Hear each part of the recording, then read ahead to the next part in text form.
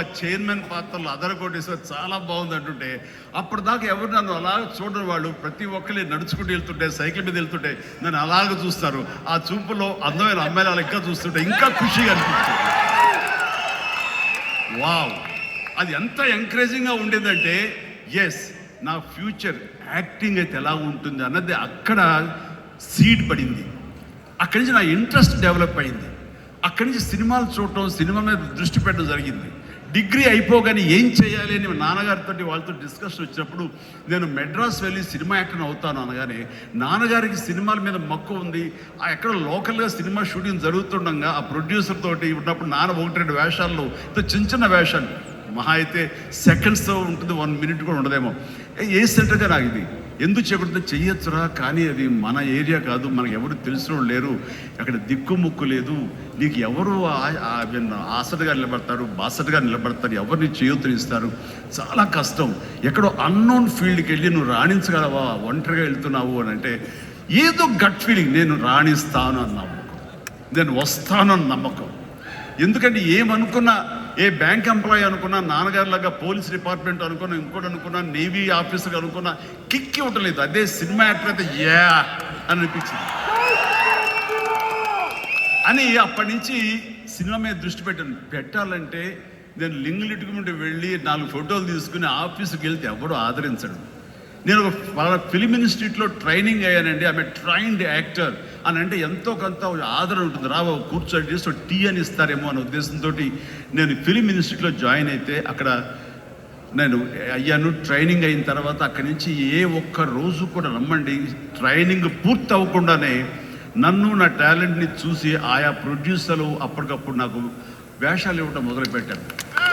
నా ఫోటోలు తీసుకుని ఏ ఆఫీస్కి వెళ్ళలేదు, ఏ ఆడిషన్స్కి వెళ్ళలేదు నేను. బట్ ఒకటే ధ్యేయం, ఎస్ అని.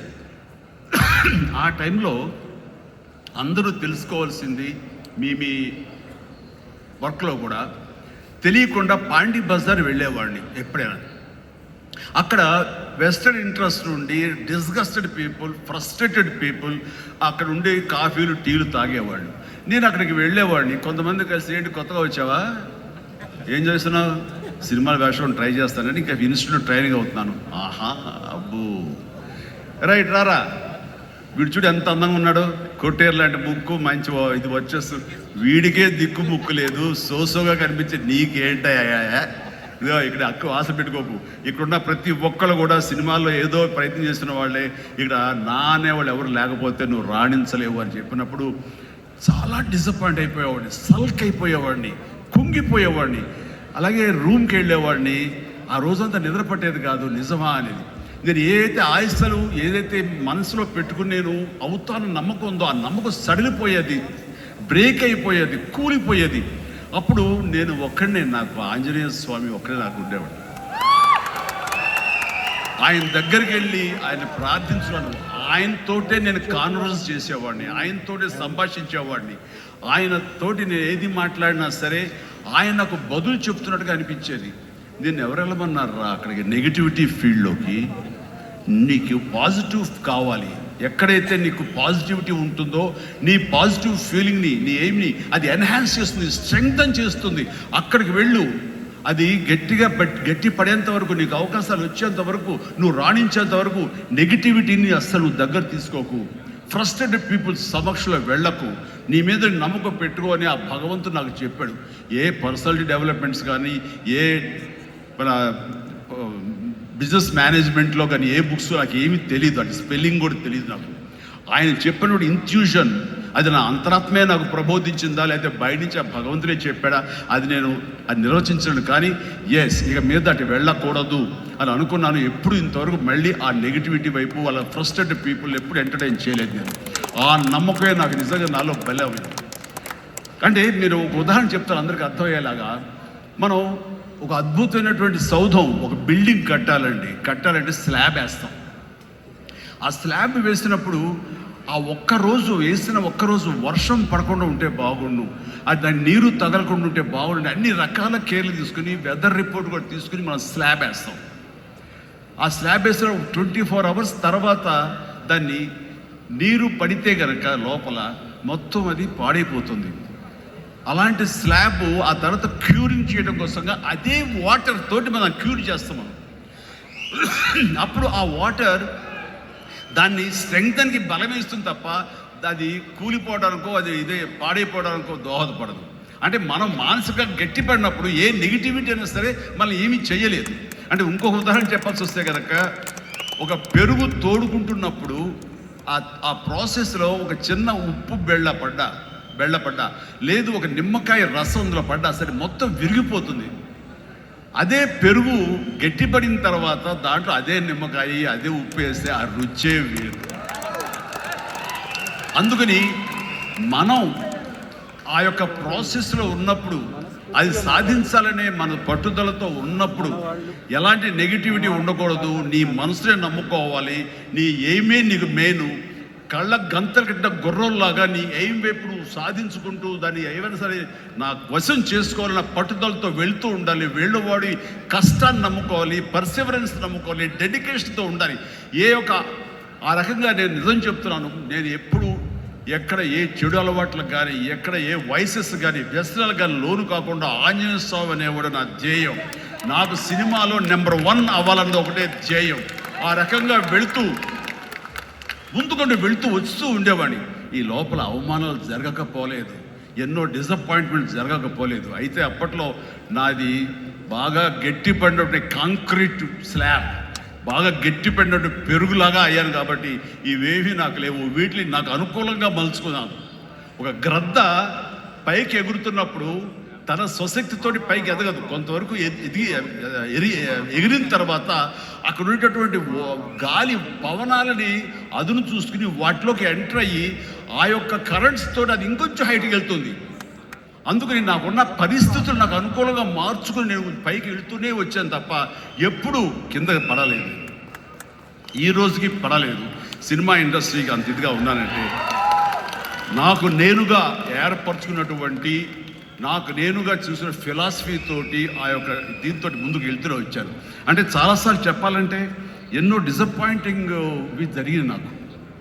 అంటే ఒక సినిమాలో నన్ను బుక్ చేసి మహానటుడు రామారావు గారితో అప్పట్లో ఒక సినిమా చేశాను, తిరుగులేని మనిషి అని. దేవి ప్రసాద్ గారు ప్రొడ్యూసర్. అందులో నేను, ఫటాఫట్ జయలక్ష్మి, ఆయన, రతి అగ్నిహోత్రి చేశారు రామారావు గారితో.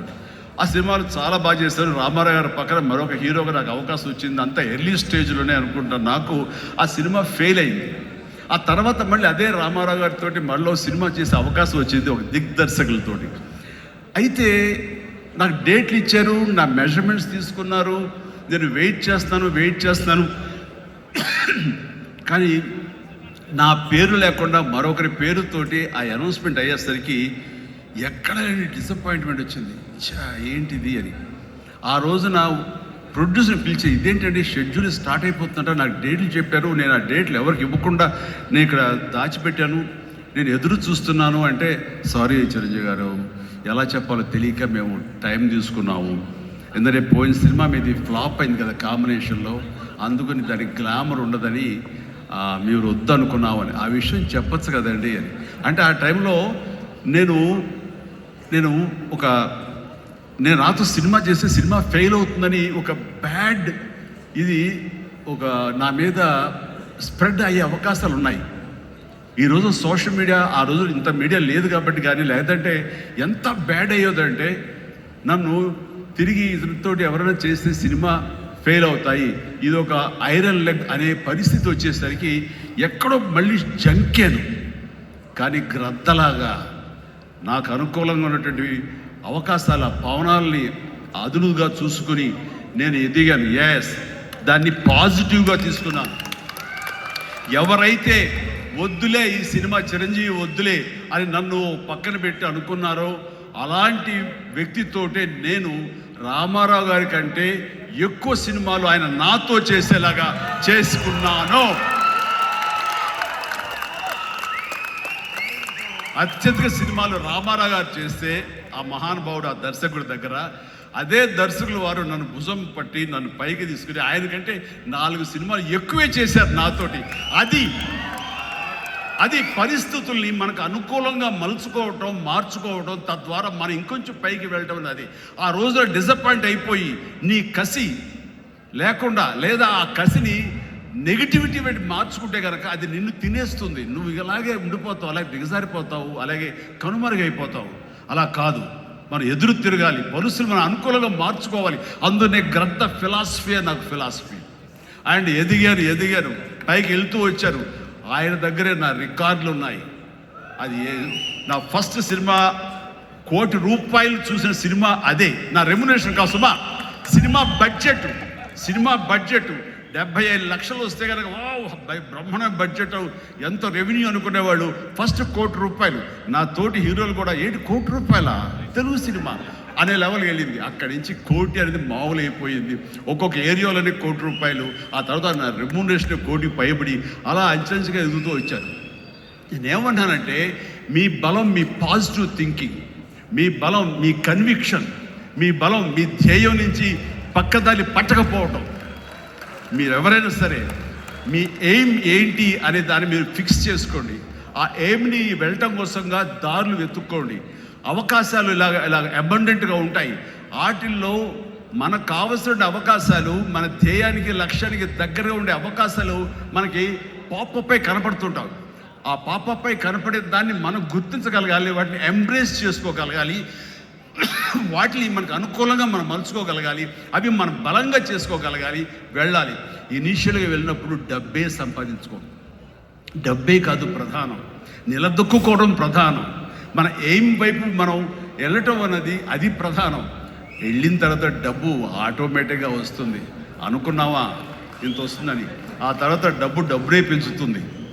సో నేను అలాగే వెళ్తూ వచ్చాను. నిలదొక్కుకోవాలి, ఇక్కడ నెంబర్ 1 అనిపించుకోవాలి, నా స్థానం సుస్థిరం.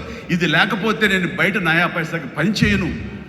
ప్రైమ్ టైం నా లైఫ్లో అయిపోయింది కాబట్టి ఇక్కడ ఏమైనా సరే అని ఆ రకంగా వెళ్ళాడు. ఎక్కడ ఈగోకి వెళ్ళకుండా, ఎక్కడ హర్ట్ అవ్వకుండా, వాళ్ళు నన్ను సినిమాలను తీసేసరే, నన్ను కాదన్నారే అనే కోపం కంటే కూడాను వాళ్ళని ప్రసన్నం చేసుకోవాలి. వాళ్ళు మళ్ళీ అతన్ని మనం బాధ పెట్టుంటామేమో కదా అని వాళ్ళ మనసుల్లో వాళ్ళ అంటే వాళ్ళు గిల్ట్ ఫీల్ అయ్యేలాగా చేసి నెక్స్ట్ ఏమైనా సినిమా చేయాలయా అని అనిపించేలాగా నా బిహేవియర్ ఉండేది.